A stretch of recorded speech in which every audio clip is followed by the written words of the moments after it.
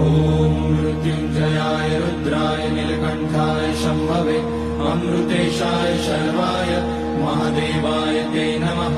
नमस्तेऽस्तु भगवन् विश्वेश्वराय महादेवाय त्र्यम्बकाय त्रिपुरान्तकाय त्रिकाग्निकालाय कालाग्निरुद्राय नीलकण्ठाय मृत्युञ्जयाय सर्वेश्वराय सदाशिवाय श्रीमान् महादेवाय नमः। ॐ नमः शम्भवाय च मयोभवाय च नमः शङ्कराय च मयस्कराय च नमः शिवाय च शिवतराय च।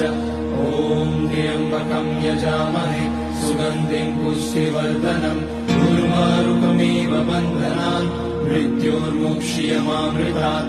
नागेन्द्रहाराय त्रिलोचनाय भस्माकराय महेश्वराय नित्याय शुद्धाय दिगम्बराय तस्मै नमः।